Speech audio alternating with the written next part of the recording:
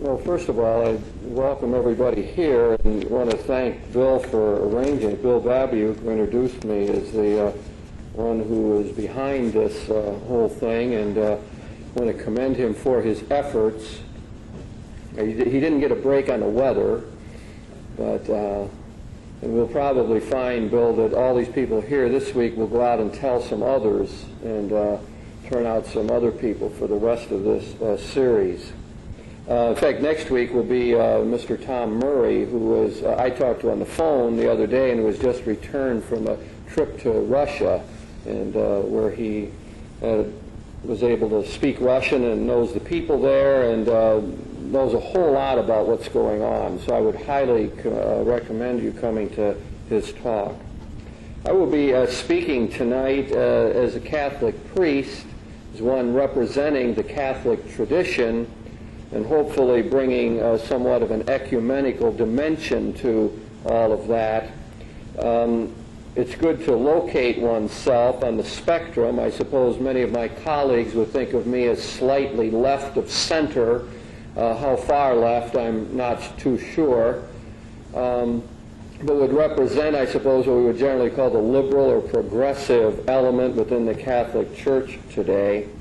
I will be making use in my talk of the Bishop's pastoral letter on peace. I will be bouncing off of that in a number of different ways. And my job is to raise the moral dimension of all of this.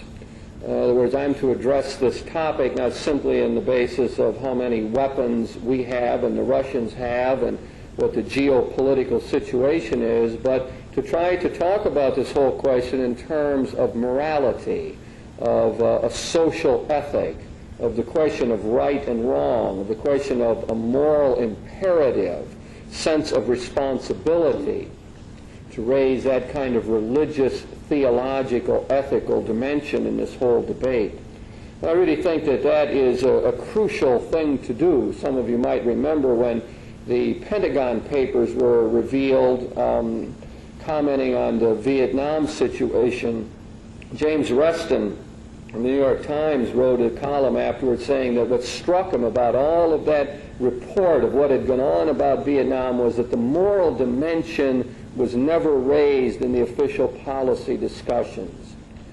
As he poured through those volumes, he couldn't find that moral dimension. And I think it reminds us of the importance of bringing the ethical considerations to the public debate on these very important questions. So that's my task, the moral dimension. I'm going to break up my talk into a number of sections, and after each one I'm going to provide just about 2 minutes to turn to a person near you and to just respond one-to-one in what I have said about this particular element of my talk. Morality, as I understand it, is first of all a question not so much of what we do, but what we are. What kind of people we are. There was a lot of time we think of ethical questions just in terms of decisions we make about an individual question. But I believe that it all goes back further than that. It is the question of who we are, what kind of persons we are, what kind of character and personality we bring to any moral question that's put in front of us. That's my understanding of morality. It begins there, and then it looks to universal principles or general approaches to life, and then it gradually becomes more particular. And that's how my talk is going to run. I'm first going to ask the question, what kind of person should we be in the nuclear age? Then I will talk about universal principles that might guide us, and then try to get down to more specific policy questions. First of all, what kind of person should we be in the nuclear age? You know, when we think of the nuclear age, you know, there's something like 50,000 nuclear weapons in our world right now. We have enough to destroy ourselves as we are in this 40th year of the nuclear age. As I begin to think about what it means to live in the nuclear age, I think of the hibakusha. The hibachi are the people who survived the only atomic attacks in the history of the world at Nagasaki and Hiroshima. The hibachi are those people who were either there or visited there shortly afterwards. And there are people who have their whole consciousness shaped in a different way. I mean, they saw the most terrible kind of horror in their lives. They fell into what Robert J. Lifton, the Yale psychiatrist, called psychic numbing. It is that much of their emotional life is just turned off. It's all too terrible to face. And yet many of these hibachi become people who are committed to peace. They say things like, we don't hate Americans, we hate war. We hate nuclear war. They're people with a distinctive outlook on life that we need to look at. And I'll refer to them throughout my talk here. They go about the world trying to be peacemakers. We have to have some perception of what it means to live in the nuclear age. You know, we live under that terrible threat of the Holocaust. Elie Wiesel once said that in this world today we are all Jewish.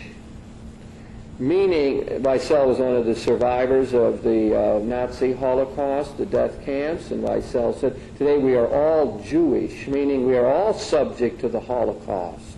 That could happen, what happened to Jewish people in the Second World War, now could happen to all of us. That is genocide, extinction. We can blow ourselves up. We can destroy all that we have built throughout the centuries. Today, Soviets possess 113 20 megaton bombs. A 20 megaton bomb dropped on New York City would obliterate the whole thing to ashes just like that. People standing in the open 23 miles away would be burned up. People as much as 100 miles away looking in that direction could well be blinded. I'll refer you to Jonathan Schell's book, The Fate of the Earth, for that illustration. Gives one sense of this destructive power of these weapons that we're dealing with. That's one dropped on New York City. That's just a tiny part of the Russian arsenal, 113 of those 20 megaton bombs. One begins to get a sense of what it means to live in the nuclear age.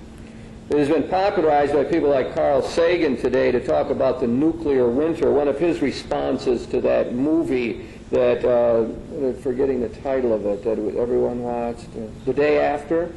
One of his responses was that, well, it's too mild. It didn't show what it would really be like. After a nuclear exchange, we would go into the nuclear winter, as they call it, where the sun would be obliterated. We would live in sub-freezing temperatures for months afterwards. It would be hard to carry on human existence as we know it. And so that's something of the age that we live in. Now, how are we to be in this kind of age? What kind of a person should we be? Albert Einstein, in a famous quote that everyone remembers, said something like, now, with the advent of the nuclear age, everything has changed except our mode of thinking. And therefore, as a result, we move towards unparalleled catastrophe. Einstein said everything's different in the nuclear age except one thing, and that is people are still thinking the same way. Our mode of thought has not changed. So how are we to be in this nuclear age? Well, some people have fallen into Lifton's psychic numbness. That is, they have simply drifted off. They've blocked it out. They don't want to think about it, don't want to talk about it. One retreats from reality and pretends as though this threat does not exist. It causes all kind of psychic anxiety. I remember a woman telling me one time that she was having all kind of anxiety problems and couldn't get to the bottom of it, what was bugging her, and one night she had this dream. She was in a Kroger store and the bomb hit. And the obliteration started. And then it was that she was in touch with what was bothering her. It was this deep down fear of this nuclear catastrophe. Unexpressed. She'd never really thought about it. Never talked about it. It was not a part of her conscious life at all. You say that for many young people today, this is the case. It's working beneath the surface. So one way to live in this age, a way I think we don't want to commend, is to live as a psychically numb person, as one who has shut it out, turned it off, has refused to look at it. The problem simply becomes too complicated, therefore I won't face up to it. There are other people who deal with all of this as what I would call total pragmatists. That is, they do not want to bring in any kind of an ethical or moral dimension to the discussion. They know we've got a problem, and their theory is be ready to bomb the hell out of the Soviets, you know. That is, if we got the weapons, let's just use them to keep them off our shore. We do whatever it takes. Well, there isn't any sort of moral or ethical dimension to all this. It's pragmatic. It's practical. Morality doesn't have anything to do with this. I remember giving a talk at a Protestant church on this whole question, and we're going along, and some guy came up after and said, "Oh, this talk of Jesus and everything, and morality's all right, but not when you're talking about nuclear warfare. Not when you're talking about, that's political, that's military. You leave that to the generals. You don't bring in all this stuff about Jesus when you're talking about this kind of threat." And I think that is a typical posture of many people. I often call these people nationalistic hawks. That is, their real basis for making decisions about all of this has nothing to do with, in the Christian tradition, the cross or the Hebrew Scriptures or any religious tradition. It has to do with the flag. It is the flag that is the lens through which they look at the world. And it is only the American civil religion that guides them in making discussions. The Bible, the Hindu Scriptures, the Buddhist tradition, what Jesus said has nothing to do with all of this. It is totally pragmatic. And what I would suggest, working out of my own tradition, as I honestly stated at the beginning, is to say the way to be in the nuclear age for you and for me is to be a peacemaker, a dedicated, committed, intelligent peacemaker. I'd suggest that's the only way to be as we live under the threat of the bomb, the only way that makes any kind of sense. It is the way that says I will be dedicated to trying to eradicate injustice, to prevent nuclear war, to create, on the positive side, to create more harmony in my own heart, in my family, my neighborhood, my parish, my university, my country, and our world. To be a peacemaker, one who brings harmony, tries to buttress that and undergird it with justice, is willing to work for justice. As Pope Paul VI kept insisting, if you want peace, then work for justice. So to be a peacemaker means that we are interested in trying to make this a better world, that we are dedicated, that we are out to change things, to make it more livable, to overcome this terrible threat under which we live. For us Christians, to narrow this more, it means to live the life of Jesus, to see the world through His eyes, to put on the mind of Christ, to be a peacemaker following in the steps of the Prince of Peace. Jesus, who said to put away the sword, and who was always interested in drawing in and overcoming the barriers that existed among people. Jesus the peacemaker. Or we could look at someone like Mohandas Gandhi, working out of the Hindu tradition. Gandhi becomes an apostle of nonviolence, one who is interested in trying to bring the enemy over, to befriend the enemy, rather than to defeat the enemy. So out of the religious traditions, we find ways of being peacemakers. But the virtue we would need, the kind of person, the personality type we would want to be, the character would be always looking to do that, accepting that kind of responsibility in tiny ways. One could try to be a peacemaker every day in all kinds of settings, in the ordinary routines of life, and as we would examine the national scene and the political context. That's my first point. How should we be in a nuclear age? What's the morally correct thing to do? What's the ethical imperative at work today? Because of the new situation, it is to think differently, to be differently, as Einstein suggested we must. And that means to be a peacemaker. Now, As I suggested, I'm going to stop there, and as I will with each of the sections of my talk, and invite you to find a person near you and just to respond to that. And I'm only going to give you a couple minutes to do that. Let's do it now.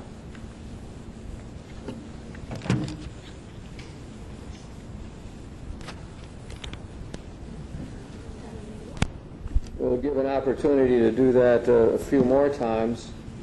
Well, the next question I want to take up is that if we want to be peacemakers, then what sort of general stance should we take? What most fundamental outlook or principles ought we follow in going about all of this?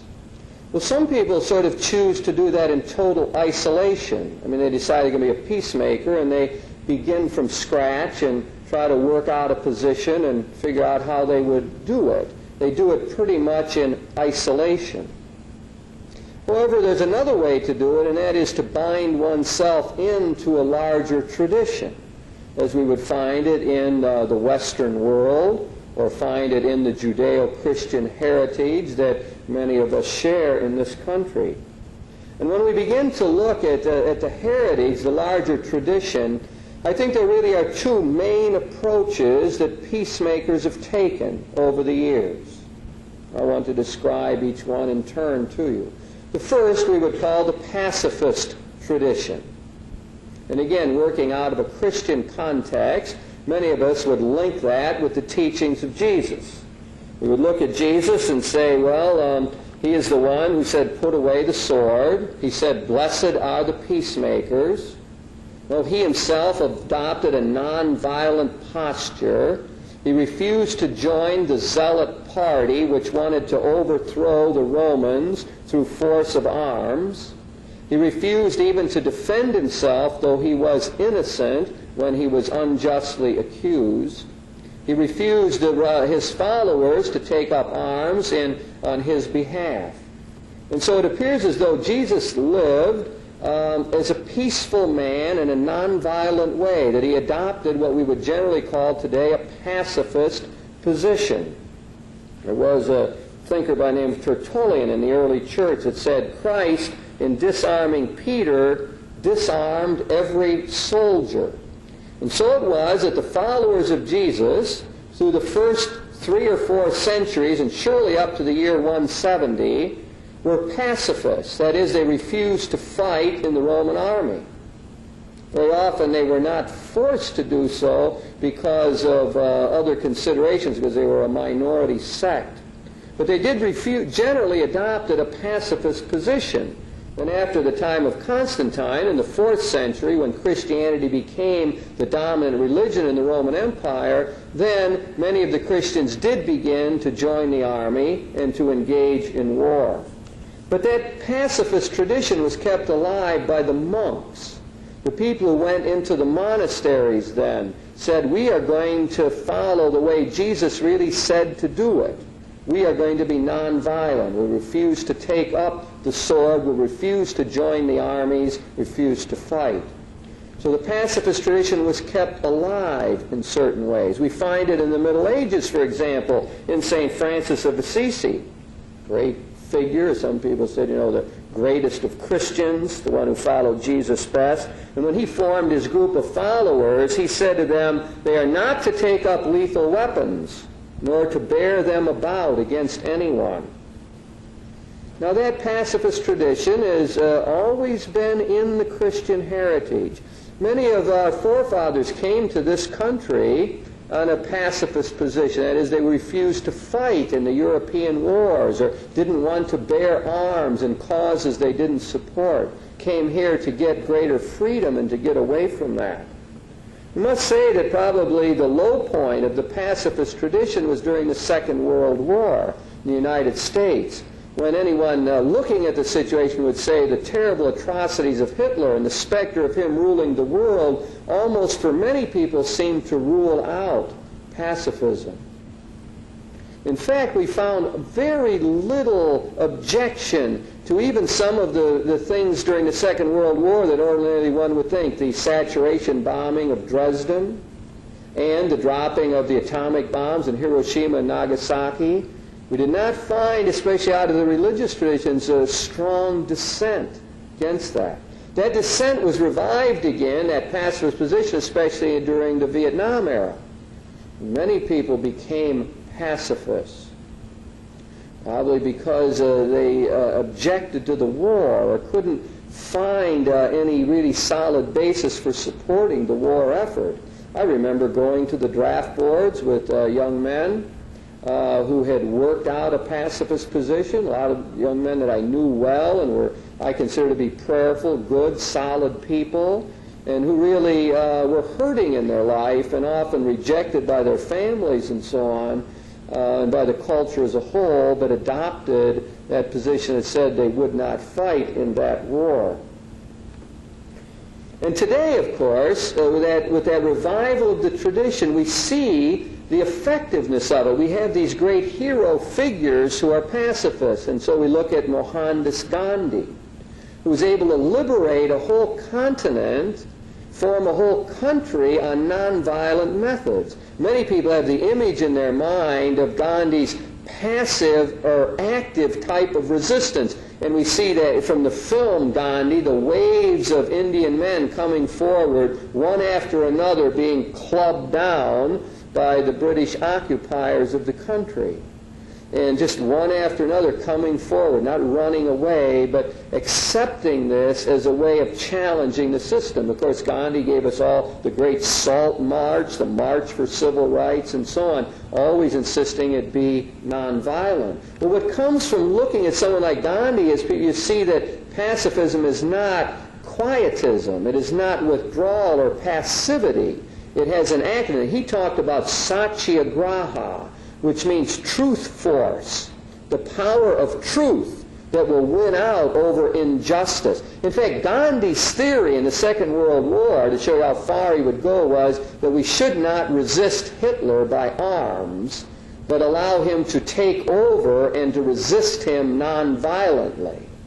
And that there would be no way in which Hitler's demonic intent could overcome that in the long run without ever firing a weapon. But we see other people in our own country who adopted this pacifist position. Dorothy Day, who some say is called the greatest American Catholic, most influential has ever lived. Dorothy Day used to go out and sit in Central Park in New York during the civil defense practice sessions when everyone was supposed to get off the street and so on. And Dorothy Day would go out as her protest and sit in Central Park in broad daylight and get arrested and put into jail. Founder of the whole Catholic worker movement. And then we think of Martin Luther King, who we remembered recently, again, who showed that nonviolent techniques, pacifism, are effective, and we're able to overcome much of the Jim Crow laws in the South, for example. So what we have in our own time is a revival of the pacifist tradition. Now, in the Catholic bishop's pastoral letter on peace called The Challenge of Peace, they recognize that position. And it's Catholic bishops have gone to bat for those who want to adopt a pacifist position, claiming that it is moral, it's in line with the gospel, that it's a legitimate way to live out one's dedication to Christ.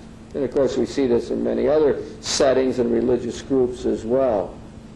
So that's one way of looking at it. So the pacifist, therefore, has an easy, simple answer to the question of nuclear warfare. That is, you can say it in one word: no.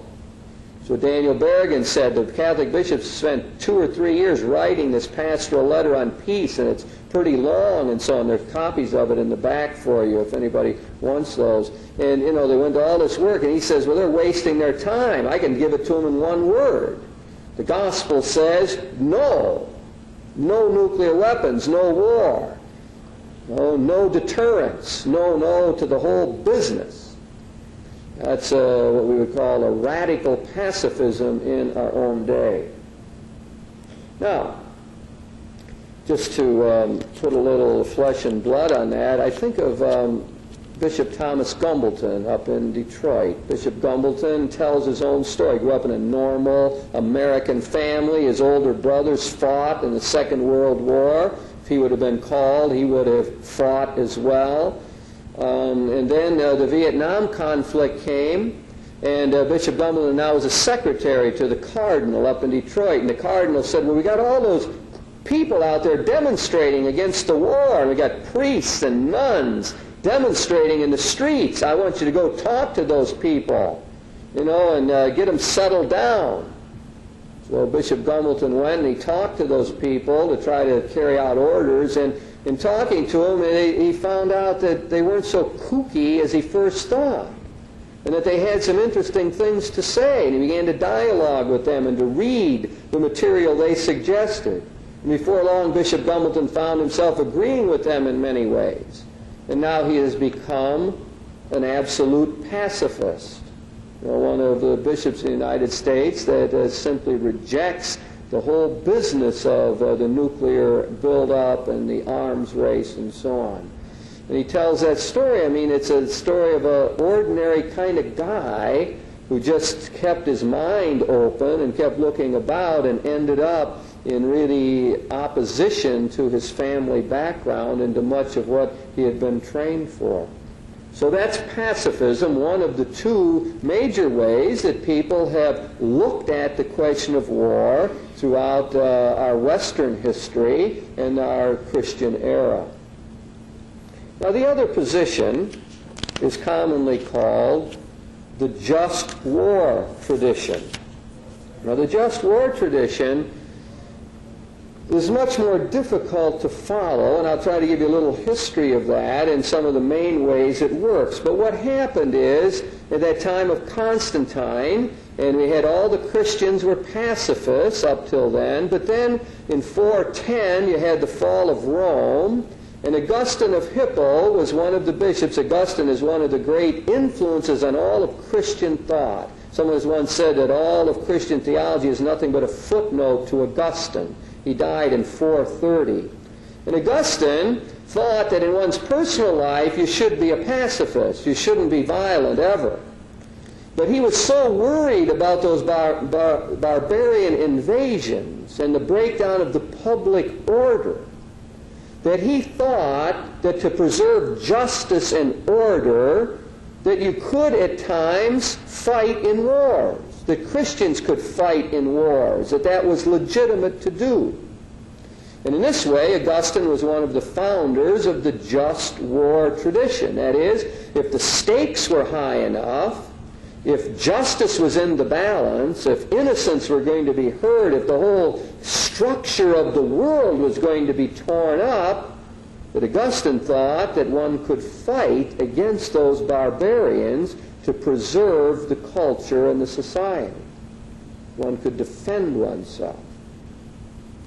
Well, that became then a tradition that grew and developed. In fact, it became the dominant tradition in Christian thought. But it was always a question that first we should be nonviolent.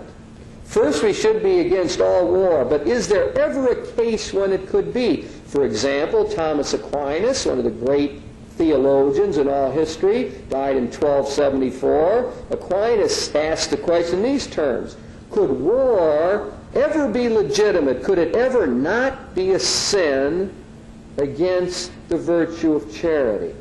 Could that ever be? Presumption is it usually would be, most often it would be, but could it ever not be? And so it was that Aquinas tried to figure that out. And he tried to get criteria to make that judgment. And he developed many of those that are still repeated today in the just war tradition, are found in the bishop's doctrine. I will tell you those briefly and then explain what I think is most important about it. First of all, the war would have to be declared by a legitimate authority, by the government. Second, there would have to be a just cause. It would have to be trying to overcome injustice in the world. It'd have to be a last resort after you tried all kind of diplomatic negotiations and other ways to handle it. There'd have to be a declaration of war, so you would have to think about it and make a real clear decision to do it and not just drift into it. There'd have to be a reasonable hope of success. shouldn't go to war just to get slaughtered. If there's a reasonable hope of establishing justice. There has to be a right intention. You have to do it not just to kill people and in revenge against other people, but to establish justice. And finally, the key to the whole theory, that is, it must be proportionate. The good you're going to attain by fighting must overbalance, outweigh the evil effects of killing and destruction that go with it. No, I think we make judgments all the time on the basis of proportionality. Things are seldom black and white in life. So we got two roommates, and one's trying to figure out, we got this problem, should I talk it out or not? Well, the sitting there thinking, should I bring it up or not? Well, if I bring it up, she's going to be mad as all get out. We're going to have this big fight, and it's going to be terrible, and my stomach's going to be nervous before I do it, and maybe she's going to just yell at me and call me names and everything else. But on the other hand, she might be thinking, sitting there and saying, but if I bring it up, then maybe we'll clear the air, and we'll have this bad fight, but then maybe we'll get over it, talk it out, get to the bottom of our problem, and create a more harmonious situation. That person is operating on a morality of proportionality. That is, they're trying to figure out, does the good outweigh the bad? Should I do it even though these bad things are going to happen? And that's been the theory of the just war tradition. Is the good that we would accomplish by this war, which would usually be justice and the protection of freedom and so on, will it outweigh the loss of life and so on? Now that is the way that the Catholic bishops have decided to argue this thing in their document, The Challenge of Peace. That's the way many people make the argument about nuclear warfare today. And just to state my own position, it is my own mode of arguing. I would tell you very personally how I solved the problem of pacifism or not. And I posed the question to myself, which is one of the shaping experiences of my life, was to go as a tourist, to go through Dachau and to see the remains of that horrible Holocaust and the killing of the Jews there. And that's haunted me personally ever since. It comes back to me very often. And I ask myself the question, would I have killed Hitler if I had the chance to stop all of that? And it's that moment when I know I am not an absolute pacifist, because I would do it. I would have done it if I could have gotten the courage and all that went with it. And it's a proportionality thing. It's killing that one man to save the 6 million, to put it in its starkest terms. Now, I don't know if that's a fair way to look at it. I'm not proposing it to anybody else. I'm just saying for myself, that's where I'm at. I end up making these decisions on a basis of proportionality. Will the good outweigh the evil? And that's why I believe it is wise generally to argue it this way in the political climate of our time. I defended the bishop's argument. Dan Berrigan didn't like the bishop's pastoral letter on peace. He said they talked too much to the State Department and didn't read the Gospels enough. Shouldn't have all this careful thinking out about should we, shouldn't we, and this back and forth. It just should be no. And my position is that indeed it is wise to think it through in proportional terms, to give the argumentation, because then we can increase the coalition of peacemakers. Now, I'm speaking out of my own bias again. In other words, then in my own favoring of the reduction of the arms race, and I want to find ways to bring others in. I want to try to say in common sense terms, how can we create a political climate where candidates could run on a peace policy? There's many of my friends, people I know, who if you just walk around saying, get rid of all weapons, and, let's all be pacifists, they're going to say, you're crazy, man. And they're not going to have anything to do with that peace movement. my own bias, is to work out of this just war tradition, which is an attempt to look at the situation. Now, I'm going to get to a position. I better go through this now. That is, that some people now, and I would be among them, when they look at the destructive capabilities of nuclear weapons, look at the damage that would be done, the prospect of the nuclear winter would come down on the side of saying, you can't use them. The proportionality isn't there. The justice you're trying to seek could not be established. The civilization would be wiped out. It doesn't make any sense to use those weapons. And that's the way the bishops come down on it. I'm going to talk more in detail about this. But out of this posture, there are many people who have become what we call nuclear pacifists. That is, they say, well, I could envision fighting a conventional war because the destruction isn't that great. I mean, it's terrible, but it's not like what would happen with bombs 1,000 times more powerful than Hiroshima bomb.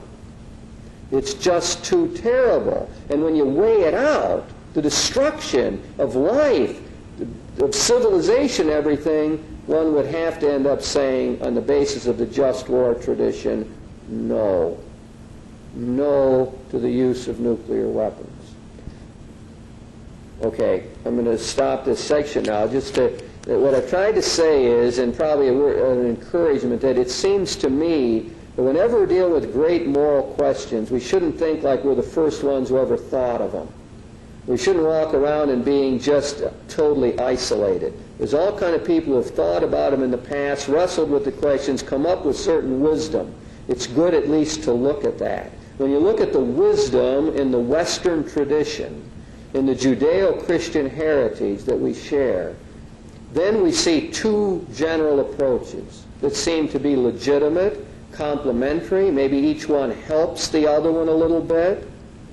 Or maybe the just war people keep the pacifist a little closer to reality. And maybe the pacifists keep the just war people, proportionality thinkers, in touch with a higher ideal. I think they can go together, but they are two traditions that we have to look at. Now I'd like to suggest that, again, that we do a couple-minute break here, and I'll invite you to find a partner again and to talk a little bit about what I've been saying.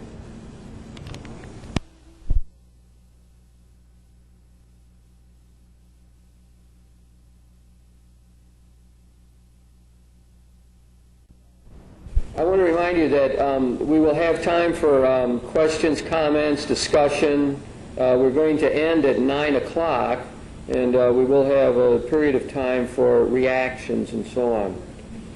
The third question I want to take up on all of this is about the use of nuclear weapons.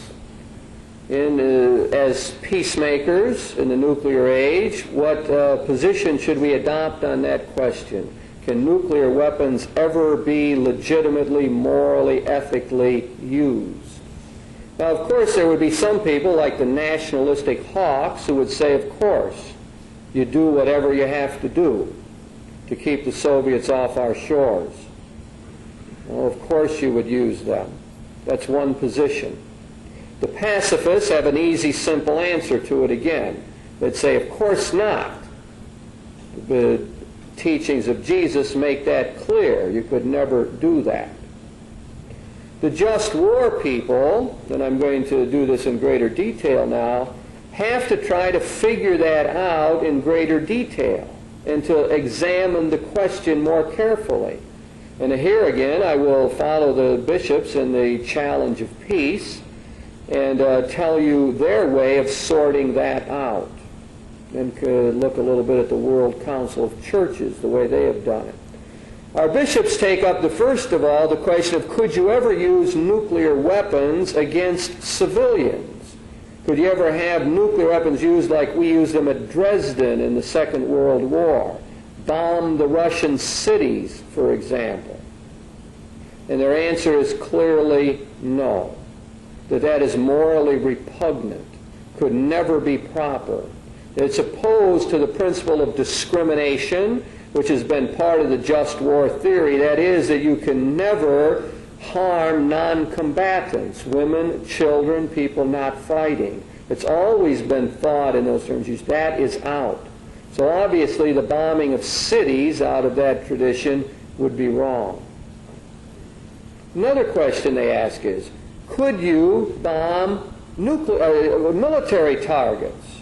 Could you use nuclear weapons to hit the targets, hit other missile sites, for example, or munition factories? And their answer again here is a clear, unequivocal no. One could not do that. For one reason is because it would inevitably, with the destructive power, involve the killing of large numbers of non-combatants. It would be wrong on those grounds. Also, it would be wrong because it would be hard to imagine limiting it, of hitting a military target, not being off a bit and hitting other targets. It would be hard to limit it and not produce what we call the nuclear winter. Then they asked the question, and incidentally, to point this out, it is our government policy, as you might know, not to aim at civilian targets. Our government and our current policy is to target only military targets. However, there are, in the city of Moscow alone, 60 military targets. Now that begins to give you a feel for the problem involved of any sort of selective hitting of a military target. One large bomb, Moscow's out like New York City would be, with all of its inhabitants, most of whom would be non-combatants in the war.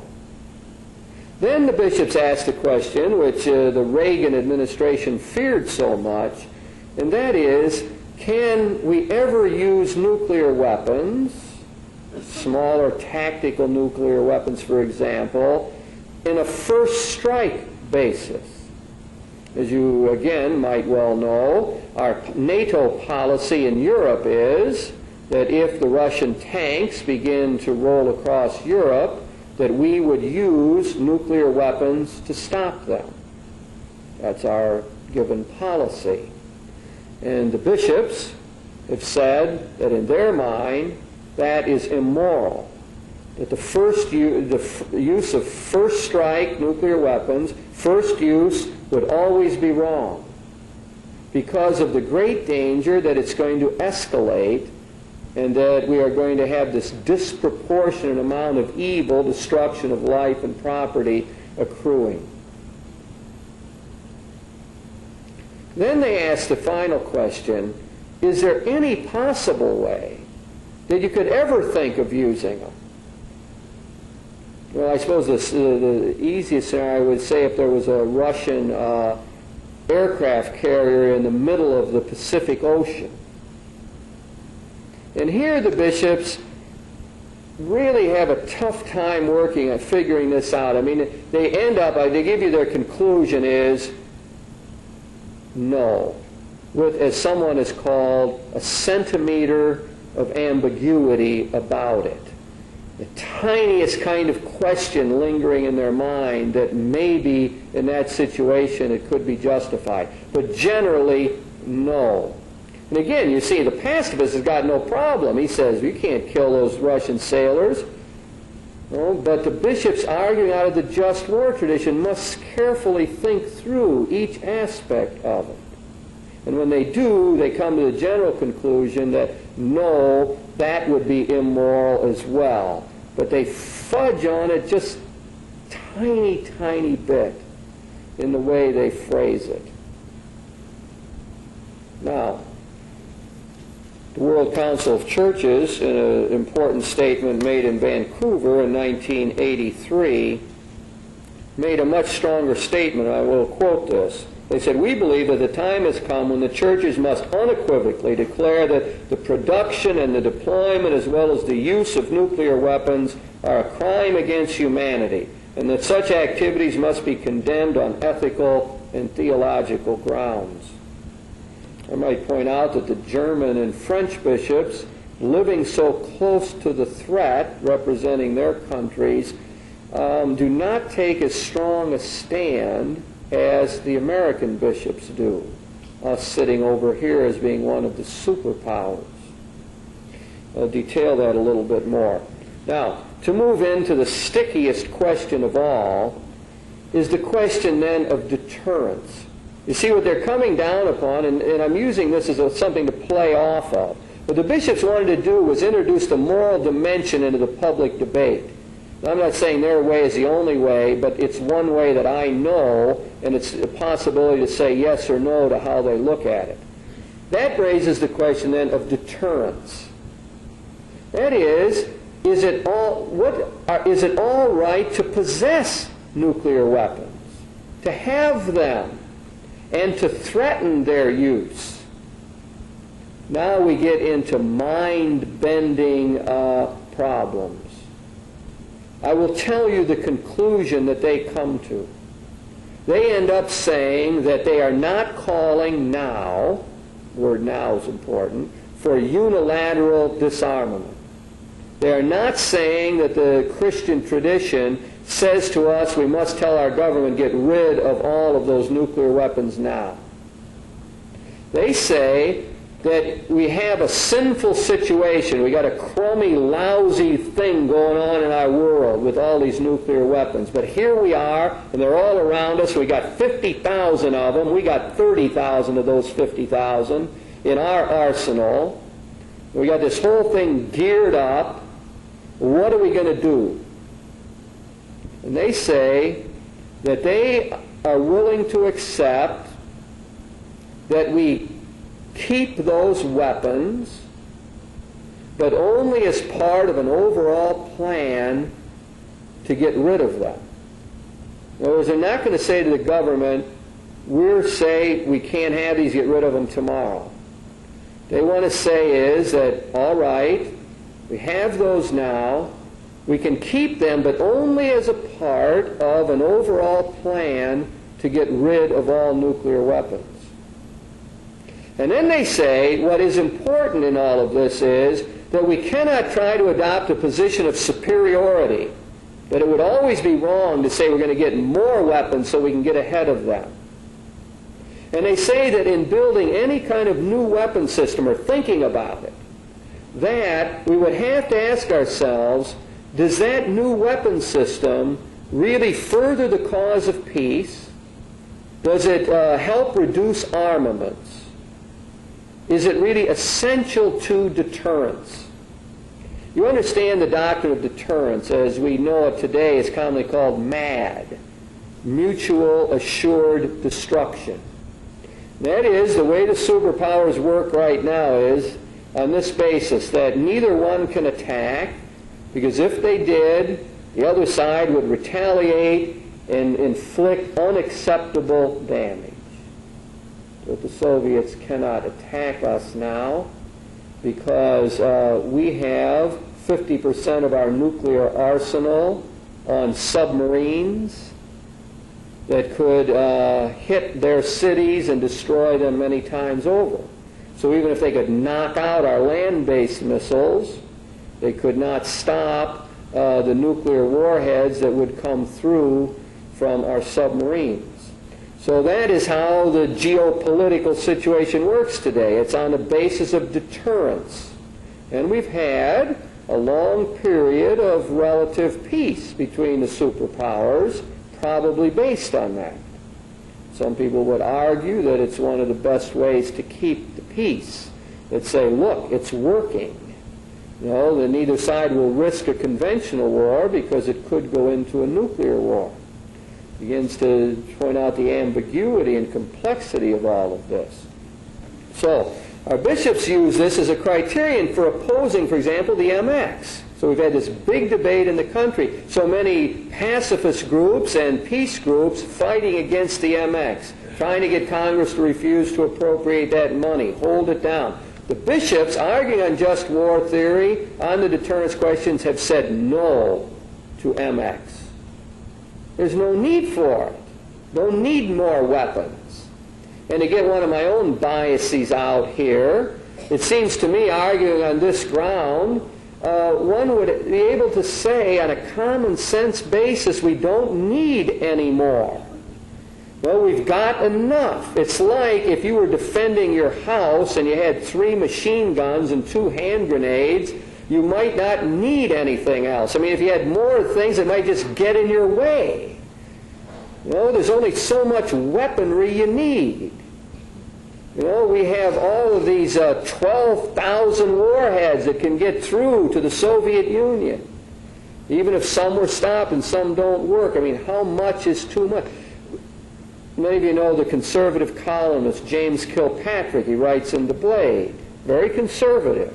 And on the nuclear freeze question, Kilpatrick wrote this.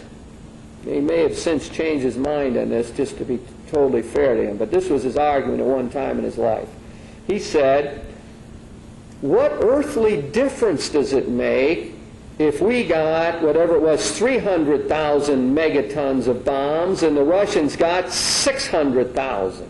What earthly difference does it make when you're into those kinds of numbers and power? Why would you need more? Why would either side need more? It doesn't make any sense. And this is the kind of common sense argument that I try to use in trying to tell people that we need to cut down on the arms race.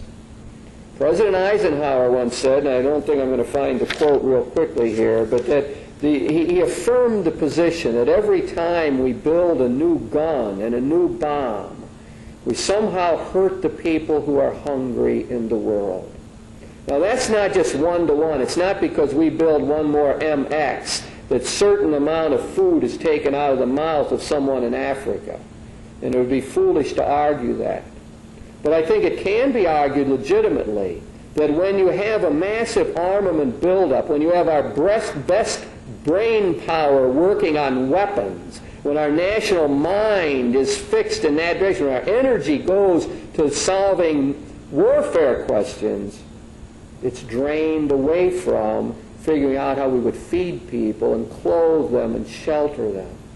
Now, that's the kind of common sense argument that I want to propagate. Now, I'm always interested in being able to talk to the man in the street, you know, the woman in the home, and saying, look, we don't need this stuff. You don't need to work for candidates or vote for candidates who say we're going to build up because we got this terrible scare from the Soviets. There's a report put out by the CIA in, I think it was April of '85.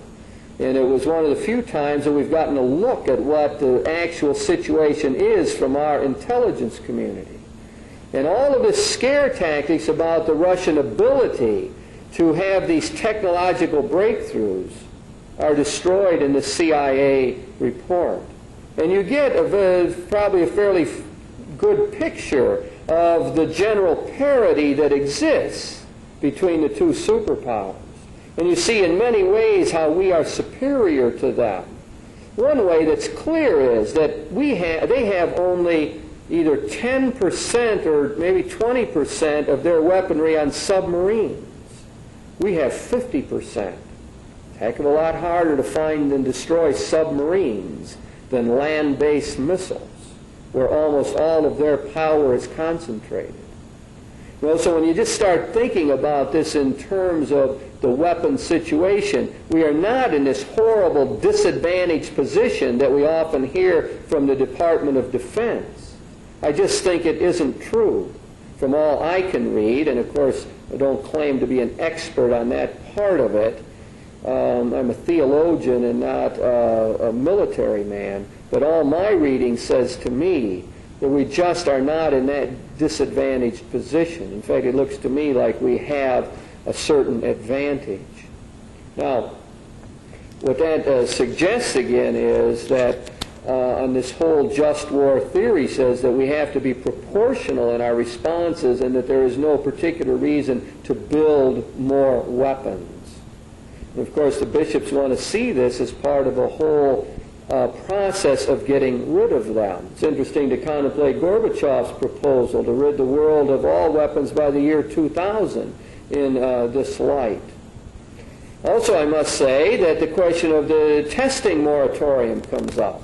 You remember President Kennedy once in the past took that initiative back in 1963 and said unilaterally, we are not going to test. And what did Khrushchev do? In a short period of time, he reciprocated, and we ended up with the partial test ban treaty, one of the most important things that happened. A lot of the peace groups, if you people belong to those, you'll notice the literature is highlighting this idea, that the longer we can go without nuclear tests, the less likely war is, because the military people become more and more weary of whether indeed these weapons work. The longer you can go. So that's why many people are urging our president to follow up. Gorbachev has, of course, given the moratorium and then extended it again. We've refused. We've had many more tests in the nuclear age than the Russians have had. And it seems as though, again, in a common sense way, without understanding all of the intricacies, I understand that. If you don't test for a real long time, you can't be sure that they work. You can't be sure of the thing, and you can't keep extending this arms race. That's why I come down highly in favor of this idea of having the moratorium on the testing of the nuclear weapons. All of that is on the questions of deterrence, and I better wind up here rather quickly. I will just say a few words about the Strategic Defense Initiative, sometimes known as Star Wars. The arguments, are complex. The bishops did not take that up in the pastoral letter, but using their principles, one would end up having to say no to Star Wars, I believe. Because it is because of the great cost, the talk of $1 trillion eventually, because of the questionability of its effectiveness.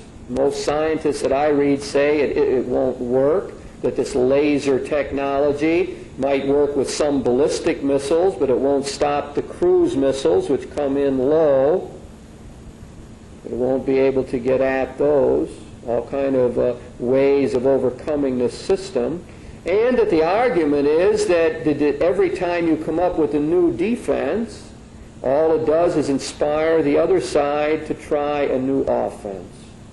So if we come up with something that looks halfway workable, the history of this whole thing is the other side then must build up, try to find an offensive weapon that will defeat it.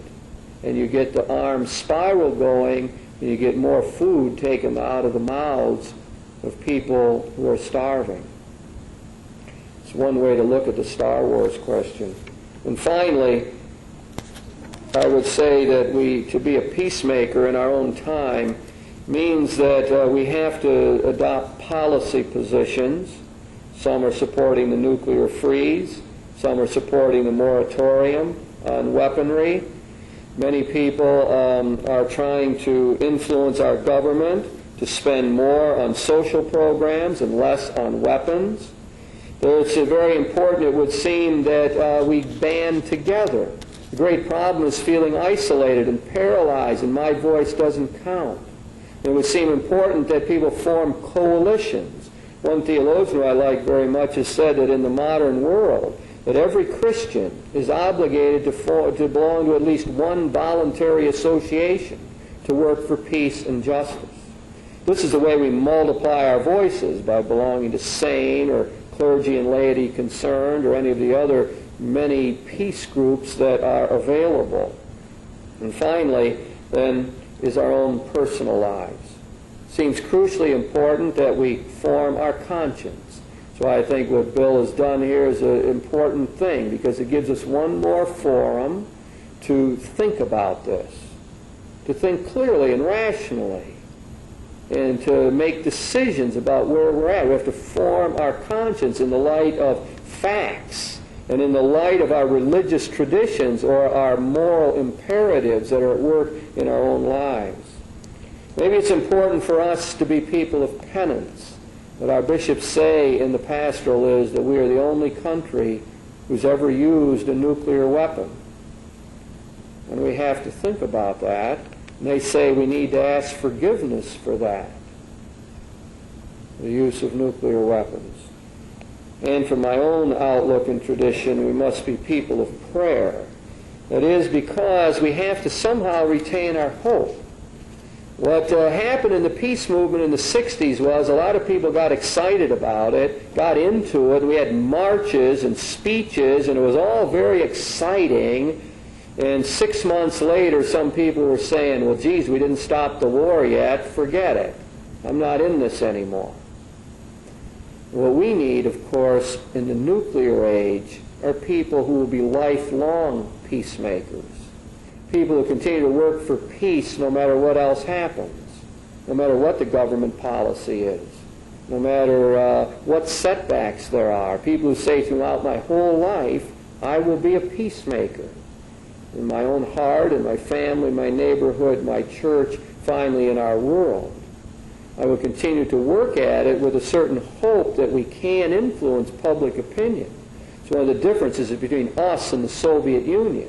Here, our voice eventually counts. I really believe that. Eventually, in numbers, with good argumentation, our representatives, especially in Congress, are responsive. That's my great interest. Whenever I'm asked to give a talk on peace, I do it if at all is possible. Drive 50 miles to talk to 10 people. Because it's my own personal commitment to say, got to do even the tiny things, even the little things, in order to build the coalitions and to continue to be peacemakers. Then we can be signs of hope, I think, to other people. Stop there. Now's the time for open discussion, rebuttals, other opinions, fill-ins, comments. Wide open at this point.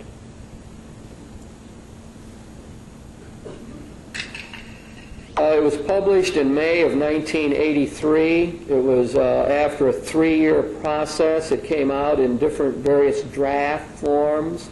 There were 2 previous drafts. It was circulated throughout the United States. There was all kind of discussion of it. Government people were involved. The President's National Security Advisor wrote them a strong letter. They consulted with the French bishops.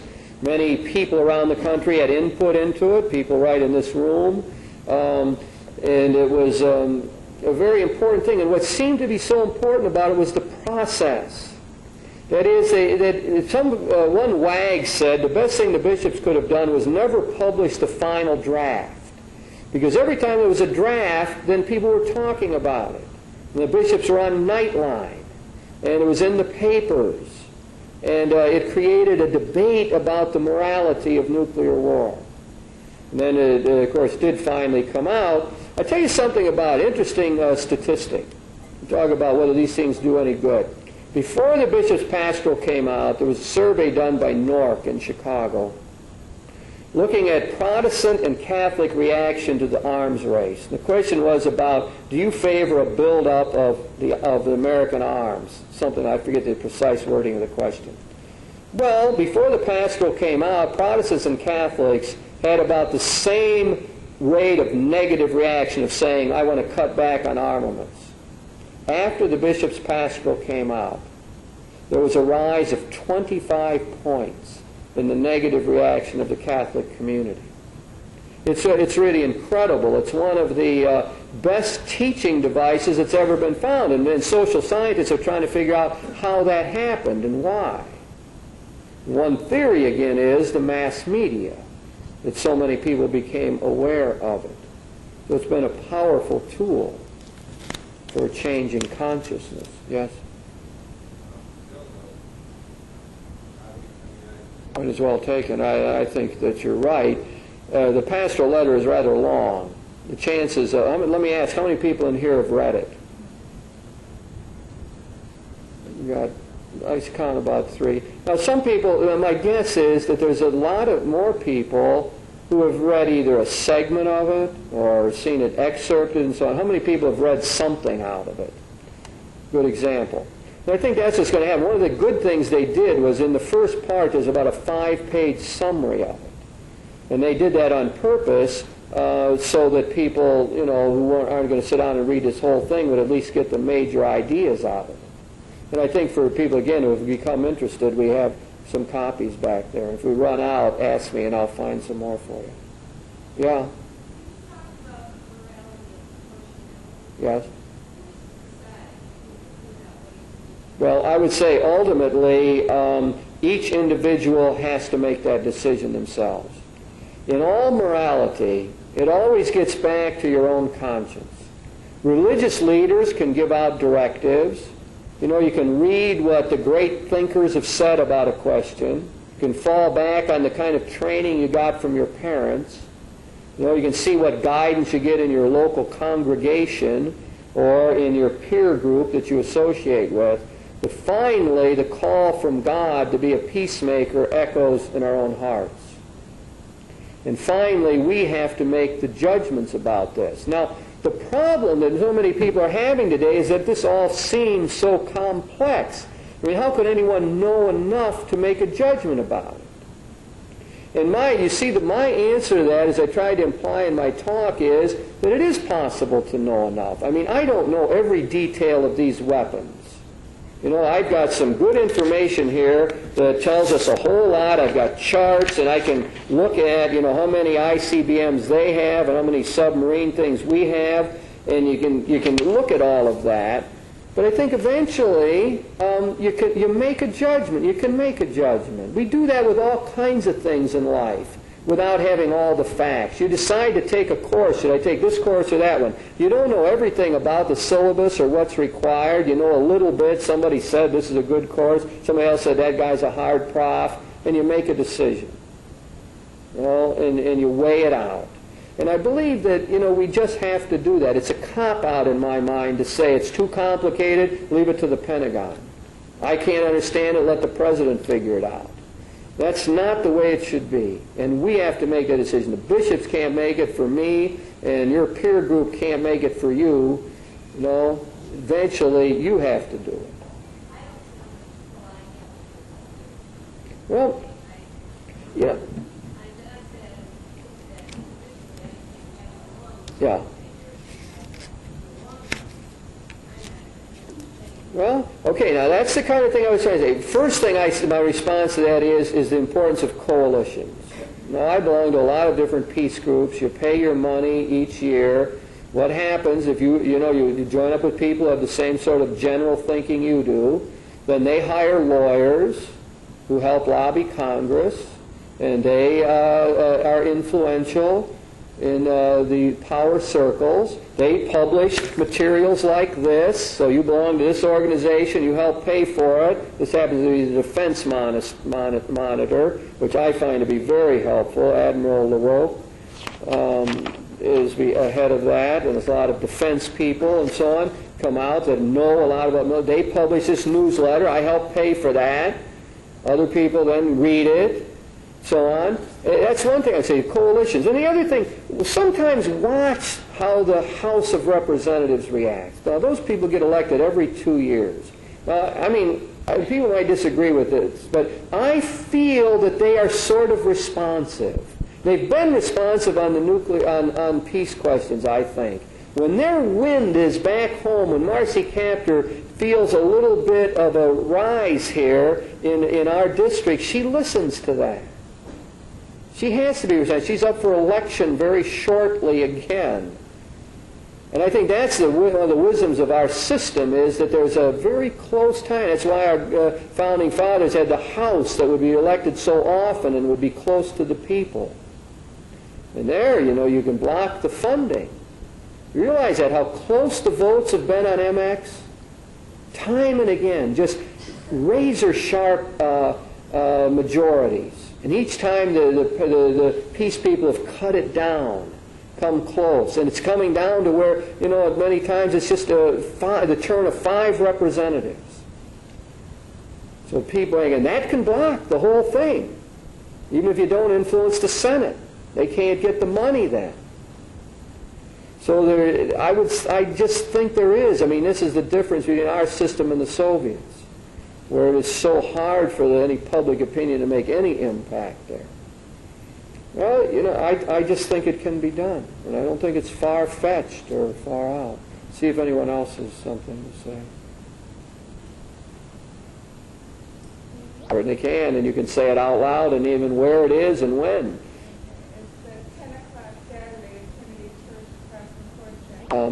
You have an announcement too? Go ahead. Yes. First of all, the next 9.5 months will be crossing country training. And one thing you could use is sponsors for all of this, yes.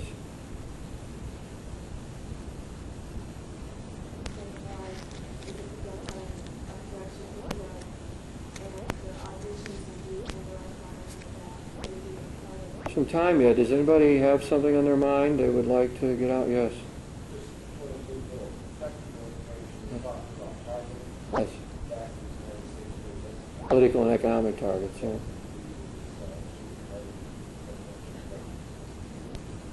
Well, that, in this, I don't know what your own position is on this particular defense monitor. That's one of the positions they take up, one of the questions.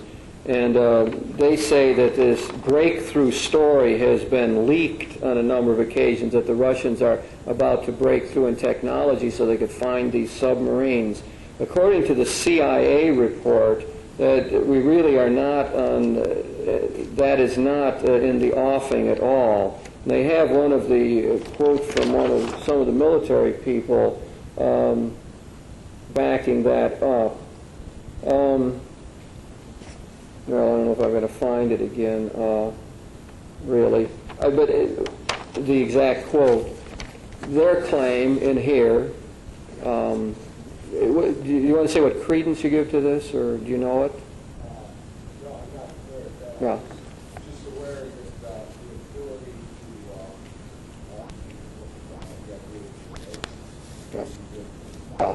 Then there is possible for breakthroughs, but one of the things that these people keep claiming is that we always, out of these leakages, out of these reports, we always get the worst case scenarios. In other words, when people write background papers, CIA for Congress and so on, they'll have a whole lot of information in there about, what the actual situation is, but one of the things they need to inform people about is worst case scenarios. That is, what's the worst thing that could happen? And very often it's that gets picked up. The Defense Monitor claims that a lot of these breakthrough stories simply have no basis in fact, and that the CIA's own material shows that. June 26, 1985. Where they released material on national intelligence estimate, and that this idea of a breakthrough on the submarines is simply not in the offing. Now, your suggestion that as you look forward, that we don't know what technology will be able to do, I think we would have to agree with that, just again on a common sense basis. So much has happened that we never thought could happen, so maybe the seas do become visible. But the idea that the Russians are on the verge of this and therefore we have to spend more money on other new systems, I don't think makes a lot of sense from my viewpoint. Yeah. I think one of the things I remember about Bishop's letter, That's a very, I think, astute and proper observation. And it's one that the bishops are worried about and feel that the follow-up has not been as good as they would have liked. I think in one sense it's inevitable. When it's something like that first comes out, you got it on Time Magazine, Newsweek, Nightline, it's all over the place. And therefore there's bound to be more discussion. So I think we had to expect a certain attrition of interest to occur. But what we have to do, and that was my sort of final plea, is we have to remain lifelong peacemakers. And that means that we have to keep looking for ways to do this. Now, within the Catholic community, it means getting our parishes to periodically have things like this. You've got, in other words, you've got structures in place. You've got adult education programs in most Protestant churches, Jewish groups, Catholic groups. Now, the thing to do is to get this kind of thing on that agenda. So you can imagine people in this room belonging to a particular grouping like that and going to an adult education planning meeting and say, well, we're having all this stuff on the Bible and all these other classes. Let's have one on nuclear warfare. Or, more positive, let's have one on peacemaking.